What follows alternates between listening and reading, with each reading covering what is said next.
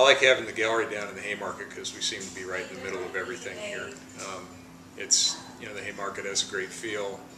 There's always things going on, whether or not it's, you know, farmers market or football game, or I don't know. It just seems to be a hub of activity here in Lincoln, and it's a lot of great other interesting shops and people down here, and we get a good mix being close to the university too.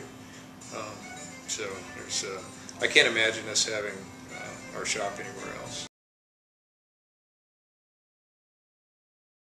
I'm born and raised here in Nebraska, and so almost all of my work is based on wildlife and landscapes in the Great Plains. So you know, my work started in Nebraska, but it's stretched out beyond the state borders to include you know, places as far north as Canada and as far south as Mexico. But always though looking at the you know, the heart of the continent, really. You know, a lot of places that get overlooked and misunderstood. If I'm out in the field, I'm usually up by 4 in the morning, and I'm usually not in bed until probably midnight. And bed may be the back of a truck, it may be a cow pasture somewhere, it may be you know, on a mountaintop or in a blind down by the river.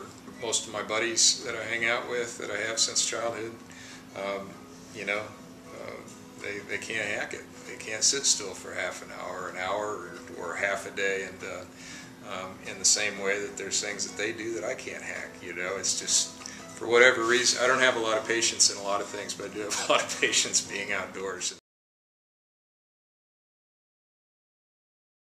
It's a rather loose term that, you know, for me, when I photograph, I'm not photographing just for art. I'm photographing to try to get people to care about something a little bit more. I think that always the very first step to conservation is basic appreciation. And photographs are a great window into showing people something that maybe they wouldn't be able to see otherwise.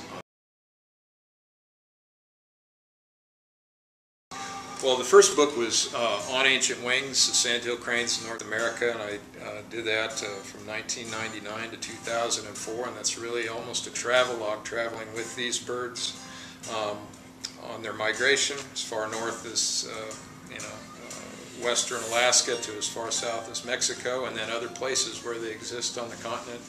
I wrote a series of essays, personal essays, to go along with that photographic journey. The next book I worked on was Great Plains, America's Lingering Wild, which has been taking place for the last 5 years or so. It came out last year. The photography is all mine, but most of the writing are other people that I involved that I figured could write it a lot better than I could, but I still provided a few notes from the field and so forth. Well, the project that I'm most currently working on is a project called the Platte Basin Project, and that is we're taking a look at the entire Platte River Basin from the headwaters in the Rockies to where it dumps into the Missouri, and we're putting out cameras that are taking time-lapse pictures every hour of every daylight hour of every day, 365 days a year, up and down the entire system.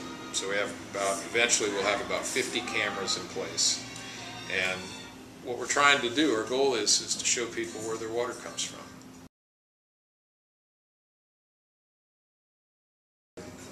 The very first is sandhill cranes, because that is probably the first creature that I really, you know, wanted to spend a lot of time with and get to know on a real intimate level photographically.